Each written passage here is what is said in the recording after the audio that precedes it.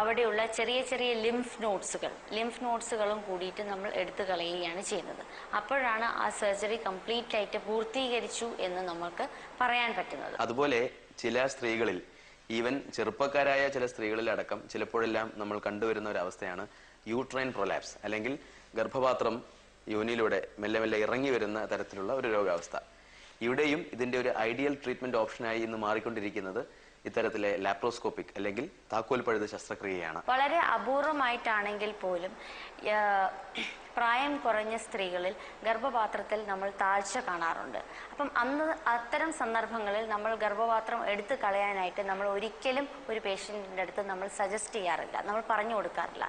അപ്പോൾ അത് നമുക്ക് താക്കോൽ പഴുതിലൂടെ ഈ ഗർഭപാത്രത്തിനെ അതിൻ്റേതായിട്ടുള്ള സ്ഥാനത്തേക്ക് നമുക്ക് ഘടിപ്പിക്കാൻ സാധിക്കും. അത് കോംപ്ലിക്കേറ്റഡ് സർജറി ആണെങ്കിൽ പോലും വളരെ സിമ്പിളായിട്ട് ഒരു ലാപ്രോസ്കോപ്പിക് സർജനെ സംബന്ധിച്ചിടത്തോളം അത് ഒരു സിമ്പിൾ പ്രൊസീജിയർ ആയിരിക്കാം.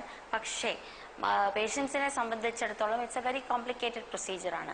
നമ്മൾ എന്താ ചെയ്യുന്നതെന്ന് വെച്ചിട്ടുണ്ടെങ്കിൽ ഈ ഗർഭപാത്രത്തിനെ നമ്മൾ താക്കോൽ പഴുതിലൂടെ തന്നെ നോക്കി ഒരു മെഷ് അല്ലെങ്കിൽ വല മാതിരിയുള്ള ഒരു ലെറ്റ്സ് സേ ഒരു 2 സെൻറ്റിമീറ്റേഴ്സ് അല്ലെങ്കിൽ 3 സെൻറ്റിമീറ്റേഴ്സ് വീതിയും ഒരു 5-6 സെൻറ്റിമീറ്റേഴ്സ് നീളത്തിലുള്ള മെഷ് കൊണ്ടിട്ട് ഈ ഗർഭപാത്രത്തിനെ നേരെ പുറമേയുള്ള ബോണിലേക്ക് നമ്മൾ ഫിക്സ് ചെയ്തിട്ടാണ് സാധാരണ വെക്കാറുള്ളത്. മറ്റൊന്നെന്ന് പറയുന്നത് കുറേ വർഷങ്ങൾക്ക് ശേഷം, അതായത് ഹിസ്റ്റക്ടമി, ഗർഭപാത്രവും അണ്ഡാശയവും എല്ലാം എടുത്ത് കഴിഞ്ഞതിന് ശേഷം നമ്മൾ വെജൈന, അതായത് വോൾട്ട് നമ്മൾ തുന്നിവെക്കും. കുറേ വർഷങ്ങൾക്ക് ശേഷം അൺഫോർച്ചുനേറ്റ്ലി ചില ആൾക്കാർക്ക് ഈ വോൾട്ട് പ്രൊലാപ്സ് അഥവാ ഈ തുന്നി വെച്ചിട്ടുള്ള ഭാഗം താഴോട്ടേക്ക് ഇറങ്ങി വരാനുള്ള സാധ്യതയുണ്ട്. ഇതും നമുക്ക് താക്കോൽ പഴുതിലൂടെ നമുക്ക് കറക്റ്റ് ചെയ്ത് എടുക്കാവുന്നതേ ഉള്ളൂ. ഈ ലാപ്രോസ്കോപ്പിക് ചികിത്സാ രീതി ഗൈനക്കോളജിയിൽ ഏറെ പോപ്പുലർ ആയിക്കൊണ്ടിരിക്കുന്ന മറ്റൊരു വിഭാഗം തന്നെയുണ്ട്. ഒരു സ്പെഷ്യാലിറ്റി, സൂപ്പർ സ്പെഷ്യാലിറ്റി മേഖലയായിട്ട് ഇന്ന് ഗൈനക്കോളജിയിൽ തന്നെ വളർന്നുകൊണ്ടിരിക്കുന്ന ഫെർട്ടിലിറ്റി ട്രീറ്റ്മെന്റ് അല്ലെങ്കിൽ വന്ധ്യതാ ചികിത്സകൾ. ഇതിൽ തന്നെ ലാബ് സർജറിയിൽ തന്നെ വിഭാഗങ്ങൾ പോലുമുണ്ട്. ഇപ്പോൾ fertility enhancing laparoscopic surgeries, diagnostic lab surgery തുടങ്ങിയ വിവിധ തരത്തിൽ. ഇപ്പോൾ ഉദാഹരണത്തിന് പോളിസിസ്റ്റിക് ഒവേറിയൻ ഡിസീസ് എന്ന രോഗത്തിൽ അണ്ഡാശയത്തിനെ കട്ടി കൂടുന്ന ഒരവസ്ഥയാണ്. അപ്പോൾ ഇവിടെയും ഈ കാരണം കൊണ്ട് തന്നെ അണ്ഡോൽപാദനവും അല്ലെങ്കിൽ അണ്ഡത്തിന്റെ റിലീസും ഒക്കെ തന്നെ തടസ്സപ്പെടുന്നു. ഇവിടെയും ചികിത്സാ ഓപ്ഷനായിട്ട് ലാപ്രോസ്കോപ്പിക് സർജറി അടക്കം നിലവിൽ വരികയും ചെയ്യുന്നു. അവിടെ 2 ടൈപ്പ് ഓഫ് ട്രീറ്റ്മെന്റ് ഉണ്ട്. മരുന്നുകൾ കൊണ്ട് നമുക്ക് ഇതിനെ കറക്റ്റ് ചെയ്തിട്ടെടുക്കാം. കുറേ കാലം മരുന്നുകൾ കൊടുത്തിട്ടും അത് നമ്മൾ കറക്റ്റ് ചെയ്യാൻ നമ്മൾക്ക് സാധിക്കുന്നില്ല എന്ന് കാണുകയാണെങ്കിൽ നമുക്ക് ഇതിനാണ് ഫെർട്ടിലൈസേഷൻ എൻഹാൻസിങ് ലാപ്രോസ്കോപ്പിക് സർജറി എന്ന് പറയുന്നത്. ഈ ചക്കക്കുരു മാതിരിയായിട്ട് ഇരിക്കുന്ന ഈ 2 അണ്ഡാശയങ്ങൾക്ക് നമ്മൾ ഒരു മാക്സിമം വന്നിട്ടുണ്ടെങ്കിൽ ഒരു 5 പങ്ക്ചറിങ്, അതായത് നമ്മൾ മോണോപോളാർ കോട്ടറി വെച്ചിട്ട് നമ്മൾ സാധാരണ പങ്ക്ചർ ചെയ്ത് കൊടുക്കുകയാണ് നമ്മൾ ചെയ്യാറുള്ളത്. മാത്രമല്ല, ഞാൻ നേരത്തെ പറഞ്ഞത് മാതിരി എൻഡോമെട്രിയോസിസ് അത് ഒരു കാരണമാണ് വന്ധ്യതയ്ക്കുള്ളത്. ഈ എൻഡോമെട്രിയോസിസ് എന്ന് പറയുന്നത് എന്താണ്? അതായത് ഗർഭപാത്രത്തിന്റെ ഉള്ളിലുള്ള പാട, അത് അവിടെ മാത്രമേ നിൽക്കാൻ പാടുള്ളൂ. അത് വേറെ പല സ്ഥലങ്ങളിലും പോയിട്ട് ഡെപ്പോസിറ്റ് ചെയ്യുമ്പോഴാണ് അതിനെ എൻഡോമെട്രിയോസിസ് എന്ന് പറയുന്നത്. വളരെ കോമൺ ആയിട്ട് നമ്മൾ കാണുന്നത് എന്താണെന്ന് വെച്ചിട്ടുണ്ടെങ്കിൽ ഈ എൻഡോമെട്രിയോസിസ് അത് പോയിട്ട് അണ്ഡാശയത്തിൽ പോയി ഡെപ്പോസിറ്റ് ചെയ്തിട്ട് ഒരു ചോക്ലേറ്റ് കളറിലുള്ള ഒരു സിസ്റ്റ് അവിടെ ഫോം ചെയ്യുകയാണ്. ഇത്തരം സന്ദർഭങ്ങളിൽ നമുക്ക് താക്കോൽ പഴുതിലൂടെ നമുക്ക് എടുത്തു കളയാൻ സാധിക്കും. ഈ വന്ധ്യതയെ കുറിച്ച് പറയുമ്പോൾ എടുത്തു പറയാവുന്ന മറ്റൊരു പ്രധാന പരിശോധന കൂടി ഇവിടെ പ്രതിപാദിക്കുകയാണ്. വലിയ കീറിമുറിക്കലുകളൊന്നും കൂടാതെ വളരെ ലളിതമായിട്ട് ചെയ്യാവുന്ന അണ്ഡവാഹിനിക്കുഴലായിട്ടുള്ള ഫെലോപ്യൻ ട്യൂബിൽ ഉണ്ടാകുന്ന ട്യൂബ് പേറ്റൻസി ടെസ്റ്റുകൾ. ഈ അണ്ഡവാഹിനികളാണ് ഈ അണ്ഡാശയത്തിൽ നിന്ന് അണ്ഡത്തിനെ പിക്കപ്പ് ചെയ്യുന്നത്. അപ്പം അത് ശരിക്കും നല്ല രീതിയിൽ വർക്ക് ചെയ്തിട്ടില്ലെങ്കിൽ നമ്മൾ ഈ ചെയ്യുന്നതെല്ലാം വെറുതെ ആയി പോകും. അപ്പം നമ്മൾ സാധാരണ ചെയ്യാന്ന് വെച്ചിട്ടുണ്ടെങ്കിൽ നമ്മളൊരു ഡൈ ഇഞ്ചെക്ട് ചെയ്യും. നേരെ ഗർഭപാത്രത്തിന്റെ ഉള്ളിലേക്ക് നമ്മൾ ഡൈ ഇഞ്ചെക്ട് ചെയ്യാണ് ചെയ്തത്. യൂഷ്വലി നമ്മൾ മെത്തിലിൻ ബ്ലൂ ആണ് നമ്മൾ ഇഞ്ചെക്ട് ചെയ്യാറുള്ളത്. എന്നിട്ട് ഇത് ഗർഭപാത്രത്തിലേക്ക് കൂടി പോയി ഈ അണ്ഡവാഹിനിയിൽ കൂടെ പോയി അത് നേരെ സ്പിൽ ചെയ്യണം. 2 സ്ഥലത്തും ഈ മെത്തിലിൻ ബ്ലൂ വന്ന് സ്പിൽ ചെയ്യുകയാണ് വേണ്ടത്. ചില സമയങ്ങളിൽ സ്പില്ല് വളരെ നന്നായിട്ടുണ്ടാകും. അപ്പോൾ നമ്മൾ പറയും ബയലാറ്ററൽ സ്പിൽ, 2 സ്ഥലത്തും നല്ല സ്പില്ലുണ്ട്, ട്യൂബുകൾക്ക് പ്രശ്നമില്ല. ചില സമയത്ത് ഒരു ഭാഗത്ത് മാത്രമേ ഉണ്ടാകാറുള്ളൂ. ചില സമയത്ത് ഇത് ഈ ഡിലേഡ് സ്പില്ലിംഗ്, അതായത് സാധാരണയെക്കാട്ടിലും കൂടുതൽ സമയമെടുത്ത് നമ്മൾക്ക് ഈ ഡൈ വന്ന് സ്പിൽ ചെയ്യുന്ന അവസ്ഥ വരെ ഉണ്ടാകാറുണ്ട്. ചിലപ്പം നമ്മൾ ഈ ഡൈ ഇഞ്ചെക്ട് ചെയ്യുന്ന സമയത്ത് ഈ ട്യൂബുകളിൽ നമ്മൾ ഈ ചെറിയ ചെറിയ ഉണ്ട മാതിരി, അതായത് പോക്കറ്റിംഗ് എന്ന് പറയും അതിന്, അത്തരം സന്ദർഭങ്ങൾ വരുമ്പോഴത്തേക്കും നമ്മൾ അതിനെങ്ങനെ കറക്റ്റ് ചെയ്യാൻ പറ്റും? ഈ ട്യൂബുകൾക്ക് എന്തെങ്കിലും അപാകതകളുണ്ടോ? സാധാരണ ഈ അണ്ടവാഹിനി ട്യൂബുകൾ എന്ന് പറയുന്നത് നമ്മളുടെ നർത്തകികളുടെ ആ ഒരു മൂവ്മെന്റ്സ് ഉണ്ടല്ലോ, ആ റിതമിക് മൂവ്മെന്റ്സിലാണ് നിൽക്കേണ്ടത്. ആ റിതമിക് മൂവ്മെന്റ്സ് നഷ്ടപ്പെടുമ്പോഴത്തേക്കാണ് ഇവർക്ക്, ഈ അണ്ടവാഹിനികൾക്ക് ഈ അണ്ടാശയത്തെ ശരിക്കും അണ്ടാശയത്തിൽ നിന്ന് അണ്ടത്തിനെ പിക്കപ്പ് ചെയ്യാൻ സാധിക്കാൻ മിക്ക സമയത്തും പറ്റാത്തത്. അതുകൊണ്ട് ഈ ട്യൂബൽ പേറ്റൻസി ടെസ്റ്റ് ചെയ്യുക. അത് ഈ പണ്ടൊക്കെ ആയിരുന്നു നമ്മൾ ഡയഗ്നോസ്റ്റിക് ലാപ്രോസ്കോപ്പി എന്ന് പറയുന്നത്. ഇപ്പോൾ അതിൻ്റെ ന്യൂ ടെർമിനോളജി എന്ന് പറയുന്നത് ഫെർട്ടിലിറ്റി എൻഹാൻസിങ് ലാപ്രോസ്കോപ്പിക് സർജറി എന്നുള്ളതാണ്. അപ്പോ നമ്മൾ ആദ്യം ഈ ലാപ്രോസ്കോപ്പിക് ശസ്ത്രക്രിയയിൽ ഉപയോഗിക്കുന്ന വിവിധ തരത്തിലുള്ള ഉപകരണങ്ങൾ കണ്ടു. ഇനി ഈ ലാബ് സർജറിക്ക് സഹായകമാകുന്ന സിയാം പോലത്തെ മറ്റു ചില ഉപകരണം ഇപ്പോൾ കാണാം. ഒപ്പം പ്രീ പോസ്റ്റ് ഓപ്പ് സർജറി സെറ്റിംഗും. ഈ കാണുന്നതാണ് സിയാം മെഷീൻ എന്ന് പറയുന്നത്. ഇത് ഗൈനക്കോളജി, എസ്പെഷ്യലി സാധാരണയായിട്ട് നമ്മൾ വന്ധ്യത ചികിത്സയ്ക്ക് വേണ്ടിയിട്ട് നമ്മൾ ഉപയോഗിക്കുന്ന ഒരു സംഭവമാണ്. നമ്മൾ ഗൈനക്കോളജിസ്റ്റുകളെ സംബന്ധിച്ചിടത്തോളം സിയാമിൻ്റെ ഇമ്പോർട്ടൻസ് വരുന്നത്, അതായത് ഹിസ്റ്റോസാൽപിഞ്ചോഗ്രഫി, അതായത് ഞാൻ പറഞ്ഞല്ലോ അണ്ടവാഹിനികൾ ശരിക്കും നന്നായിട്ട് പ്രവർത്തിക്കുന്നുണ്ടോ ഇല്ലയോ എന്ന് അറിയാൻ വേണ്ടിയിട്ടാണ് നമ്മൾ സിയാം ഉപയോഗിക്കുന്നത്. ഈ ഒരു സംഭവം ഉപയോഗിച്ച് കഴിഞ്ഞിട്ടുണ്ടെങ്കിൽ നമുക്കൊരു ഏകദേശം ഒരു പിക്ചർ കിട്ടും. അതായത് രണ്ട് ട്യൂബുകളും ഫങ്ഷനിങ് ആണോ, യഥാർത്ഥ രീതിയിൽ ഫങ്ഷനിങ് ആണോ എന്നുള്ളത് മനസ്സിലാക്കാനായിട്ട് നമ്മൾക്ക് ഈ HSG അണ്ടർ സിയാം, അതാണ് ഈ പ്രൊസീജിയർ എന്ന് പറയുന്നത്. അത് ഒരു ഡേ കെയർ ആകെ ഒരു 10 മിനിറ്റത്തെ പ്രൊസീജിയർ മാത്രമേ ഉള്ളൂ.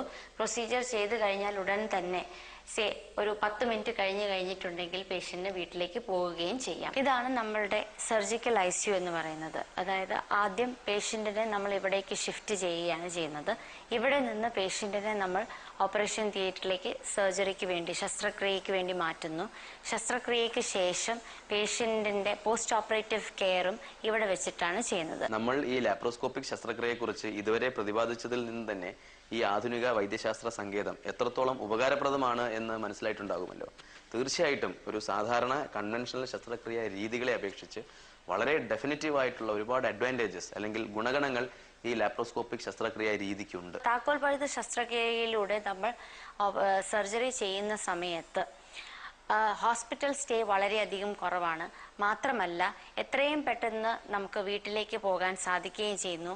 നമ്മളുടെ ജോലിയിലേക്ക് നമുക്ക് പ്രവേശിക്കാൻ സാധിക്കുന്നു. രണ്ടാമത് എന്താന്ന് വെച്ചിട്ടുണ്ടെങ്കിൽ വയറ് കീറിയ ഓപ്പറേഷനെക്കാട്ടിലും വേദന കുറവ് താക്കോൽ പഴുത് ശസ്ത്രക്രിയ ചെയ്യുമ്പോഴാണ്.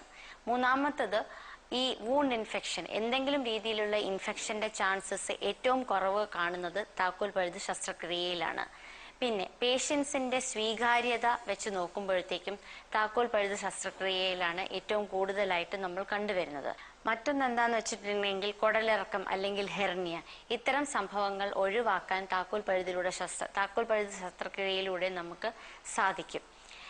ഏറ്റവും ഇമ്പോർട്ടൻ്റ് ആയിട്ടുള്ള കാര്യം എന്ന് പറയുന്നത് മാഗ്നിഫിക്കേഷൻ ആണ്. മാഗ്നിഫിക്കേഷൻ വളരെയധികം ഇമ്പോർട്ടൻ്റ് ആണ്. അതായത് ചെറിയ രീതിയിൽ, ചെറിയ ഒരു മഞ്ചാടിക്കുരു മാതിരിയുള്ള ചെറിയ മുഴകൾ നമ്മൾ താക്കോൽ പഴുത് ശസ്ത്രക്രിയയിലൂടെ നമ്മൾ ചെയ്യുന്ന സമയത്ത് അതിൻ്റെ ഡബിൾ ദ സൈസ്, അതിൻ്റെ ഇരട്ടി സൈസിലായിരിക്കും നമുക്ക് കാണാൻ സാധിക്കുന്നത്. അപ്പോൾ വളരെ ചെറിയ തോതിലുള്ള എന്തെങ്കിലും അപാകതകൾ ഉണ്ടെങ്കിൽ അത് നമുക്ക് താക്കോൽ പഴുത് ശസ്ത്രക്രിയയിലൂടെ കണ്ടുപിടിക്കാൻ സാധിക്കും. അപ്പോ ചുരുക്കി പറഞ്ഞാൽ അനധി വിദൂര ഭാവിയിൽ തന്നെ ഈ ശസ്ത്രക്രിയാ രംഗം പൂർണ്ണമായി തന്നെ ലാപ്രോസ്കോപ്പിക് സംവിധാനങ്ങൾ കീഴടക്കുന്ന ഒരു സ്ഥിതിവിശേഷം വന്നാലും നാം അത്ഭുതപ്പെടേണ്ടതില്ല. ഇനി IMA ന്യൂസ് ആൻഡ് വ്യൂസ്. സർക്കാർ മേഖലയിലുള്ള ഹെൽത്ത് സർവീസിലെ ഡോക്ടർമാർ പണിമുടക്ക് പ്രഖ്യാപിക്കുകയും പിന്നീട് സർക്കാർ ഇടപെടലിനെയും ഉറപ്പിനെയും തുടർന്ന് താൽക്കാലികമായി പണിമുടക്ക് പിൻവലിക്കുകയുമാണ് ചെയ്തിട്ടുള്ളത്. അതിൽ ഇന്ത്യൻ മെഡിക്കൽ അസോസിയേഷന്റെ പിന്തുണയും നിലപാടും അറിയിക്കുകയാണ് IMA സംസ്ഥാന നേതൃത്വം. ഈ അടുത്തയിടെ ഉണ്ടായ നെയ്യാറ്റിൻകര താലൂക്ക് ആശുപത്രിയിലെ ഒരു രോഗി മരണമടഞ്ഞതിനെ തുടർന്ന് ആ രോഗിക്ക് കൊടുത്ത മരുന്നിൻ്റെ പാർശ്വഫലത്തെ തുടർന്ന് മരണമടഞ്ഞതിനെ തുടർന്നുണ്ടായ KGMയുടെ ഒരു സ്ട്രൈക്ക് അവിടെ ഉണ്ടാവുകയും ആ സ്ട്രൈക്കിന് അനുകൂലമായിട്ട് IMA അവർക്ക് അനുകൂലമായിട്ടുള്ള ഒരു ഒരു മറുപടി ഒരു തീരുമാനം ഞങ്ങൾ എടുക്കുകയും അതിനോട് അനുബന്ധിച്ച് അവർക്ക് അനുകൂലമായിട്ടും ഇങ്ങനെയുള്ള സംഭവങ്ങൾ നടക്കുമ്പോൾ ശരിയായിട്ടുള്ള ഒരു അന്വേഷണത്തിനെ തുടർന്ന് മാത്രമേ ഇങ്ങനെ ഈ രീതിയിലുള്ള ആക്ഷൻ എടുക്കാവുള്ളൂ എന്നുള്ള ഒരു പ്രസ്താവനയും ഞങ്ങൾ പുറപ്പെടുവിച്ചിരുന്നു. ഇപ്പോൾ നമ്മളുടെ കേരളത്തിൽ ഉള്ള നിലവിലുള്ള സർക്കാർ സംവിധാനം ഒരു 3 ടയർ സിസ്റ്റമാണ്.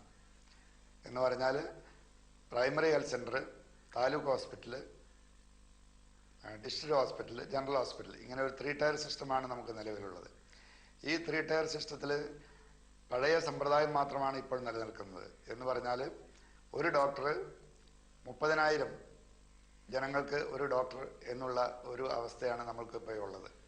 എന്നാൽ അതിന് തക്കതായിട്ടുള്ള സൗകര്യങ്ങളോ ആശുപത്രിയിലുള്ള സൗകര്യങ്ങളോ ഡോക്ടർമാരുടെ നമ്പർ, അവരുടെ എത്രമാത്രം ഡോക്ടർമാരുടെ ഉള്ള നിയമനങ്ങളോ പാരാമെഡിക്കൽ സ്റ്റാഫിൻ്റെ നിയമനങ്ങളോ മറ്റു രോഗനിർണയത്തിനുള്ള സംവിധാനങ്ങളോ ഓപ്പറേഷൻ തിയേറ്ററിലുള്ള സംവിധാനങ്ങളോ ഇങ്ങനെയുള്ള സംവിധാനങ്ങളൊന്നും ഇപ്പോഴത്തെ ഈ പുതിയ തലമുറയ്ക്കോ അല്ലെങ്കിൽ ഈ രോഗികളുടെ അധികമായിട്ടുള്ള സർക്കാർ ആശുപത്രിയിലേക്കുള്ള വരുന്നതിനനുസരിച്ചുള്ള ഒരു സൗകര്യങ്ങളോ അവിടെ ഇപ്പോൾ നമുക്കില്ല.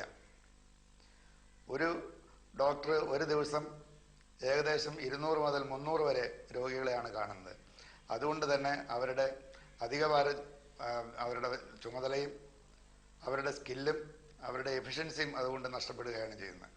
അതുകൊണ്ടാണ് അധികവും ഈ രീതിയിലുള്ള അപകടങ്ങളും സംഭവിക്കുന്നത്. അപ്പോൾ സർക്കാർ ഇത് കണക്കിലെടുത്തുകൊണ്ട് സർക്കാർ സ്ഥാപനങ്ങളിലുള്ള നിലവാരങ്ങൾ, അവിടുത്തെയുള്ള ചികിത്സാ സമ്പ്രദായത്തിൻ്റെ നിലവാരങ്ങളും രോഗനിർണയത്തിൻ്റെ നിലവാരങ്ങളും മറ്റ് ഓപ്പറേഷൻ തിയേറ്റർ മുതലായുള്ള സ്ഥലങ്ങളിലുള്ള ഫെസിലിറ്റികൾ, ഡോക്ടർമാരുടെ എണ്ണവും കൂടുതൽ പ്രൈമറി കൂടുതൽ ഹെൽത്ത് സെൻ്ററുകൾ ഉണ്ടാക്കുകയും അതനുസരിച്ച് പാരാമെഡിക്കൽ സ്റ്റാഫുകളുടെ എണ്ണവും കൂട്ടുകയാണെങ്കിൽ ഈ രീതിയിലുള്ള കോംപ്ലിക്കേഷൻസും അപകട മരണങ്ങളും ഒരു നല്ല പരിധിവരെ നമുക്ക് നിയന്ത്രിക്കാൻ പറ്റുകയും തടയാൻ പറ്റുകയും ചെയ്യും. ഇപ്പോഴത്തെ അവസ്ഥയിൽ തന്നെ ഈ ഡോക്ടർമാരുടെ അധിക ചുമതലയും അധിക പ്രവർത്തനങ്ങൾ കൊണ്ട് തന്നെ അവരുടെ കഴിവുകൾ കൊണ്ട് നമ്മൾക്ക് വളരെയധികം കോംപ്ലിക്കേഷൻസ് കുറവാണ്. പക്ഷേ ഈ കോംപ്ലിക്കേഷൻ ഇതുപോലെയുള്ള സംവിധാനങ്ങളുടെ ഇമ്പ്രൂവ്മെൻറ്റുകൾ ഗവൺമെൻറ് സർക്കാർ തലത്തിൽ നടത്തുകയാണെങ്കിൽ തീർച്ചയായിട്ടും ഈ അപകടങ്ങൾ കുറയ്ക്കാൻ സാധിക്കും. അതുകൊണ്ട് ഇങ്ങനെയുള്ള അവസ്ഥയിൽ ഇതേ രീതിയിലുള്ള ഡോക്ടർമാർക്കെതിരെയുള്ള ആക്ഷൻ വരുന്നത് വളരെ ദുഃഖകരമായിട്ടുള്ളതാണ്. അത് വേണ്ടത്ര രീതിയിലുള്ള അന്വേഷണങ്ങൾക്ക് ശേഷം മാത്രമേ അവരുടെ മേലുള്ള ആക്ഷൻ എടുക്കാവൂ എന്നാണ് IMAയുടെ നിഗമനം എന്നാണ് IMAയ്ക്ക് പറയാനുള്ളത്. മാന്യ പ്രേക്ഷകരുടെ പ്രതികരണങ്ങൾ കത്തുകളായി, ഫോൺ കോളായി, ഇമെയിലായി എല്ലാം ലഭിക്കുന്നു. വളരെയധികം സന്തോഷം. തുടർന്നും ഈ വിധം നിങ്ങളുടെ അഭിപ്രായ നിർദ്ദേശങ്ങൾ ഞങ്ങളെ അറിയിക്കുക. ഞങ്ങളുടെ വിലാസം ഇതാണ്: IMA ആരോഗ്യ വിചാരം, India vision, RBG arcade, Cherooty road, Calicut. Email healthindiavision@yahoo.co.in അല്ലെങ്കിൽ IMA ആരോഗ്യ വിചാരം, IMA ഹെഡ്ക്വാർട്ടേഴ്സ്, ആനയറ, തിരുവനന്തപുരം. അപ്പോൾ നമുക്ക് അടുത്ത ആഴ്ച വീണ്ടും ഇതേ സമയത്ത് കാണാം. നമസ്കാരം. Costume കേട്ടസി, green pepper, court road, Calicut.